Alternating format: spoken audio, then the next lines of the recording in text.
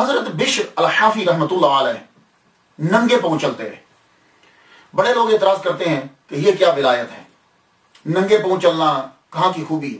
اور آج میں امریکہ میں جب آ کر میں نے ریسرچ کی تو مجھے معلوم ہوا کہ ننگے پاؤں چلنے کے اتنے فوائد ہیں کہ اگر لوگوں کو پتہ چل جائے تو جوتے اتار کے چلنا شروع کر دیں. میں نے یہاں آ کے پھر ریسرچ کی تو آج کل جو ڈاکٹر ہیں لوگوں کو ننگے پاؤں چلنے کی تلقین کرتے ہیں. اب ننگے پاؤں چلنا دو طرح کا ہے، دو طرح کا، بلکہ اس کو تین طرح کا بول دیجئے. ایک تو یہ ہے کہ غربت کی وجہ سے ننگے چلنا، جیسا کہ افریقہ میں کیپ ٹاؤن میں قانون تھا کہ سلیو جو ہیں، غلام جتنے ہیں وہ ننگے پاؤں چلیں. برازیل کے اندر غلام ننگے پاؤں چلیں. زمبابوے میں قیدیوں کے لیے یہ لا ہے کہ وہ ننگے پاؤں چلیں. مصری ننگے پاؤں چلتے تھے. ہندوؤں میں اور یونانی لوگ بھی ننگے پاؤں چلتے. الیگزینڈر کی زیادہ تر جو فوج تھی وہ ننگے پاؤں تھی. اب یہ ان ساری چیزوں میں اور غلاموں کے لیے ہر دور کے اندر تقریباً یہ تھا کہ ننگے پاؤں چلیں، لیکن اس کے اندر ایک چیز کامن ہے، وہ غربت. اور کچھ لوگ جو ہیں وہ مذہبی طور پر ننگے چلتے ہیں. مذہبی طور، مذہب کئی مذاہب ہیں. جیسے دیکھیے تھائی لینڈ کا ایک بڈھسٹ ہے ماسٹر جنشن، یہ روزانہ 20 کلومیٹر جو ہے وہ پیدل چلتا ہے. پیدل یعنی جوتا نہیں پہنتا، ننگے پاؤں چلتا. کیوں؟ کہتا ہے کہ میں ننگے پاؤں اس لیے چلتا ہوں کہ مہاتما بدھ کی تعلیم، بڈھا کی جو تعلیم ہے اس کی جانب لوگوں کی توجہ ہو جائے. تو یہ مذہب. اس کے علاوہ عیسائیت کے اندر بھی موجود ہے پیدل چلنا. میں پیدل بول رہا ہوں بار بار، اس سے مراد ننگے پاؤں چلنا ہے. ایکسڈس بک کا نام ہے، چیپٹر 3 سائن نمبر 5. موسیٰ علیہ السلام سے کہا کہ تم اپنے جوتے اتارو، یہ ایکسڈس میں ہے. اور اسی طرح آپ قرآن مجید میں پڑھیے، موسیٰ علیہ السلام جب کوہ طور پر آئے تو رب تعالیٰ نے کہا فَخْلَعْ نَعْلَيْكَ إِنَّكَ بِالْوَادِ الْمُقَدَّسِ طُوًى، ننگے پاؤں ہو جاؤ، نالین اتار دو کیونکہ تم وادی مقدس میں ہو. تو یہ وادی مقدس میں جب آئے تھے تو یہاں کیا ہونا تھا؟ یہاں رب کی تجلی پڑھنا تھی. تو جب تجلی پڑھ رہی ہو تو ننگے پاؤں ہو جاؤ. تو بشر الحافی رحمۃ اللہ علیہ نے کچھ غلط نہیں کیا، وہ تو ہم وقت تجلی میں رہتے تھے، جوتے کہاں پہنتے. تو موسیٰ علیہ السلام سے یہ کہا گیا کہ نالین اتار دو کیونکہ اب تجلی پڑھنے والی ہے. اسی طرح ہم دیکھتے ہیں مسجد میں جب جائیں تو تجلی کی جگہ ہے، نالین جوتے اتار دیتے ہیں لوگ. کعبہ میں جب جاتے ہیں جوتے اتار دیتے ہیں لوگ، تجلی پڑتی ہے، وہاں تجلی پڑ رہی. دربار پہ جب جاتے ہیں جوتے اتار دیتے ہیں، ننگے پاؤں چلتے ہیں، تجلی پڑنے والی. اسی طرح بابا فرید الدین گنج شکر رحمۃ اللہ علیہ جب تشریف لایا کرتے تھے داتا گنج بخش ہجویری رحمۃ اللہ علیہ کے دربار پر تو نالین اتار دیتے تھے، جوتے اتار دیتے تھے. کیوں؟ کہتے تھے تجلی پڑ رہی. اور کمر بھی نہیں کیا کرتے تھے، نالین اتار دیتے تھے. تو یہ ننگے پاؤں چلنا مذہب میں بھی ہے.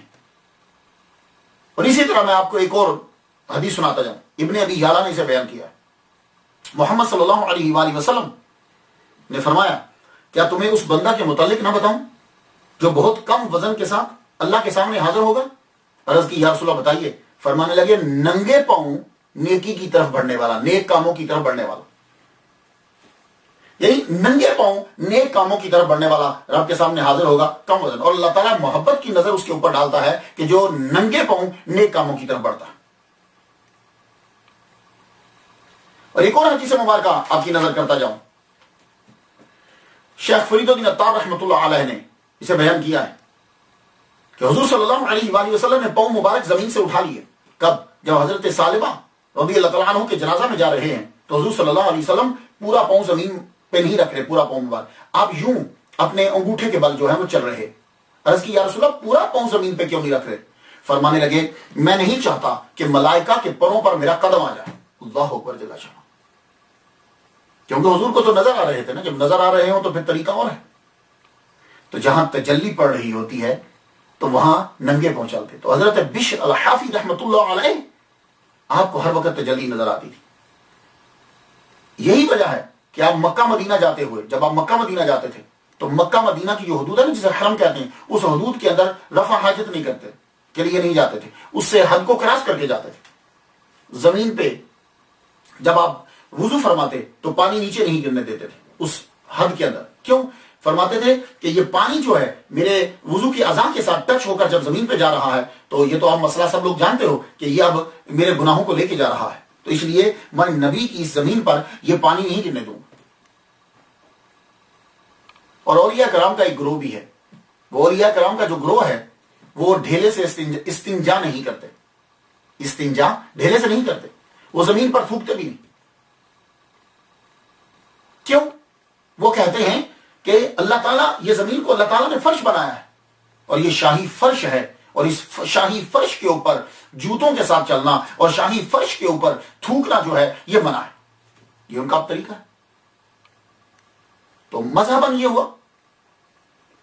اب اس پہ لوگ بہت سے اعتراضات کر سکتے ہیں، جی پھر فلاں چیز، میں اعتراضات میں نہیں پڑتا۔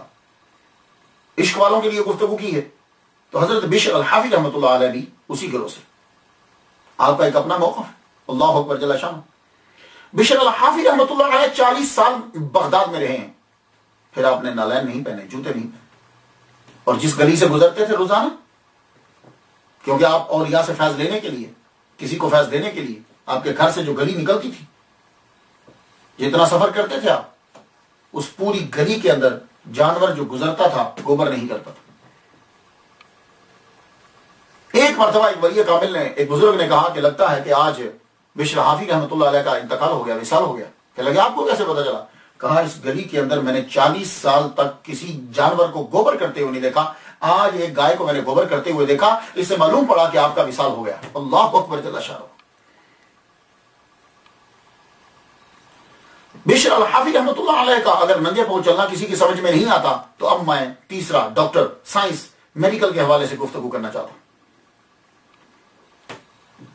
بشر الحافی رحمۃ اللہ علیہ کے ننگے پاؤں چلنے پر اعتراض ہے۔ رشیا کا ایک آدمی جو بیئر فوٹ سیم کے نام سے مشہور ہو گیا، 1900 سے لے کر 1954 تک اس نے جوتا نہیں پہنا۔ 1900 سے 1954 تک اس نے جوتا نہیں پہنا، 80 سال کا ہو کے مرا لیکن آخر تک اس نے جوتا نہیں پہنا۔ کسی نے انٹرویو لیا اور اسے پوچھا کہ تو جوتا کیوں نہیں پہنتا؟ کہنے لگا مجھے یہ قدرتی عمل ہے، میں سردیوں میں گرمیوں میں کبھی بھی جوتا نہیں پہنتا، مجھے سکون محسوس ہوتا ہے۔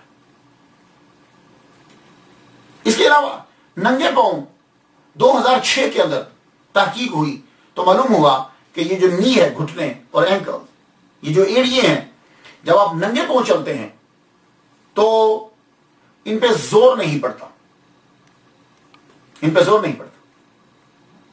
پاؤں جو ہے وہ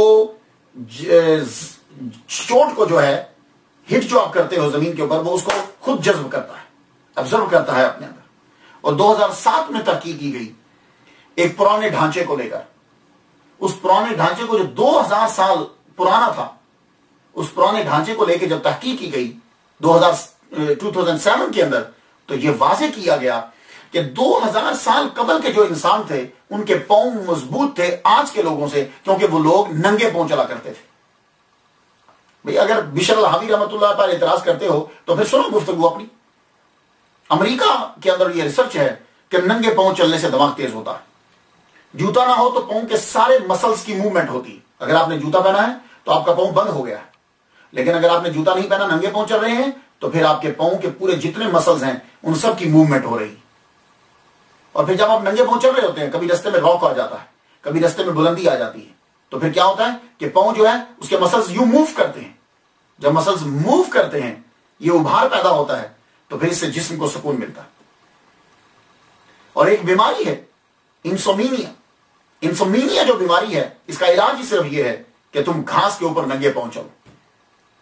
یہ سونے کی، آدمی کو نیند نہیں آتی۔ ننگے پاؤں چلنا ریت کے اوپر ہو یا پتھر کے اوپر یا زمین کے اوپر، یہ آپ کے جسم کے اندر بجلی ہے، اسٹیٹک الیکٹریسٹی ہے آپ کے بجلی کے، آپ کی جسم کے اندر۔ یہ کیسے موو کرے گی، چارج کیسے ہوگی؟ تو یہ صرف حضرت بشر الحافی رحمۃ اللہ علیہ کو پڑھ کر ان کی سنت پر عمل کر کے ہی ہوگا۔ آج کی ریسرچ یہ ہے کہ اس کے لیے ضروری ہے آپ کا امیون سسٹم جو ہے وہ تب موضوع کام کر سکتا ہے جب الیکٹران کی سپلائی ٹھیک ہو۔ تو الیکٹران کی سپلائی کس وقت ٹھیک ہوگی؟ جب آپ کے جسم کی الیکٹریسٹی جو ہے وہ دوڑے۔ اب اس کے لیے नेगेटिव आयोनिक चार्ज की जरूरत है, और नेगेटिव आयोनिक चार्ज जो है ये जमीन के अंदर होता है। अब ये तभी आपकी बॉडी में आ सकते हैं, आपकी बॉडी का ताल्लुक जमीन के साथ हो, बीच में कोई चीज ना आए, रबड़ ना आए, कोई और चीज ना आए। देखा फिर आपने? तो अब आप अगर ये चाहते हो कि आपकी बॉडी की जो बिजली है वो पूरे इलेक्ट्रॉन जो है वो सप्लाई पूरी बॉडी के अंदर उनकी हो और वो दौड़े आपकी बॉडी के अंदर, तो आपको नंगे पांव चलना पड़ेगा। तो इसके लिए आप जमीन के ऊपर बैठे, नंगे पांव चलें, या जमीन के ऊपर जो है वो लेटें बगैर बेड के। तो ये सारे फवायद आपको इन तीनों चीजों से हासिल हो सकते हैं। और जमीन पर चलना, जमीन पर बैठना और नंगी जमीन पर सोना, तमाम फायदे, ये सबसे फायदा आपको मिलेगा। अब आपकी समझ में आ गया कि हजरत अल-बिशर हाफी रहमतुल्लाह अलैह, चलिए उनकी नीयत तो कुछ और होगी, लेकिन ये आज की अमेरिका की रिसर्च मैंने आपकी नजर, और इसके अलावा बहुत सी बीमारियों का इलाज है नंगे पांव चलना, जूता पहने बिना चलना। Blood viscosity, heart rate variability, inflammation, cortisol, dynamic, reduced effect, stress, ये सारी जो बीमारी हैं नंगे पांव चलने से दूर हो जाती है। हजरत बिशर हाफी रहमतुल्लाह अलैह नंगे पांव चला करते थे। ये औलिया कराम साइंसदान होते हैं। आजकल तो लोग औलिया कराम को बुरे लफ्जों से याद करते हैं, औलिया कराम की तज़ीम नहीं करते। इनके एक एक जुमले पॉलिसी मेकर जुमले होते हैं।